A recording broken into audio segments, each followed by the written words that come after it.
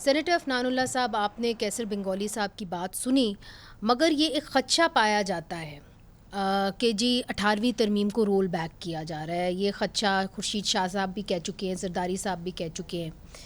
तो क्या 18वीं तरमीम को रोल बैक करने की काविश है, चूँकि ज़ाहिर है आपकी हुकूमत है इस वक्त? जी, बिस्मिल्लाह रहमान रहीम। देखिए, मेरा नहीं ख्याल कि 18वीं तरमीम को रोल बैक किया जा सकता है।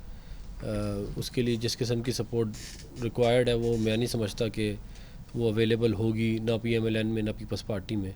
आपने पीपल्स पार्टी के तो 2 बड़े लीडर्स को कोर्ट भी कर दिया है। तो ये लोग, कुछ लोगों की ख्वाहिश ज़रूर है कि वो रोल बैक कर दिया जाए, लेकिन वो ख्वाहिश बहुत पुरानी ख्वाहिश है, काफ़ी अरसे से चल रही है, तो अभी तक तो हुआ नहीं और आगे भी नहीं होना चाहिए। तो ये जो फाइनेंस मिनिस्टर बात करते हैं कि जी एग्रीकल्चर को और प्रॉपर्टी को सूबों के अंदर आप टैक्स करें और वो टैक्स जो है वो आप दें वफाक को, तो वो तो 18वीं तरमीम के प्रिंसिपल के ख़िलाफ़ है।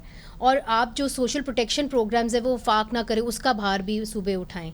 तो ये कैसे कह रहे हैं फिर? देखिए, बात ये है कि जो एग्रीकल्चर है और रियल स्टेट है, ये इसके अंदर जो गुड्स वाली साइड है वो तो आपने वफाक नहीं टैक्स करनी है ना, FBR नहीं करनी। सर्विसेज के ऊपर सूबा ले सकता है। जो आईनी तरमीम है उसमें सर्विसेज और गुड्स डिवाइड हो गए थे। गुड्स वफाक के पास चला गया था, सर्विसेज जो है वो सूबे के पास चली गई थी।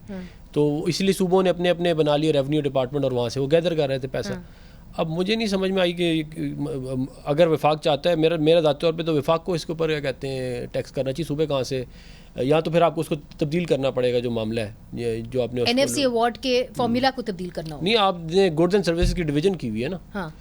आपका सेल्स टैक्स जो गुड्स के ऊपर लगेगा वो जाएगा वफाक को। हाँ। जो सर्विसेज के ऊपर लगेगा वो सूबे को जाएगा। ये मैं एक मिसाल दे रहा हूँ आपको। हाँ। इसी तरह रियल स्टेट और उसको जो है वो जो एग्रीकल्चर है उसको तो FBR करेगी। मेरे ख्याल में तो FBR को करना चाहिए बजाय इसके कि सूबों के ऊपर उसको डाला जाए। अच्छा।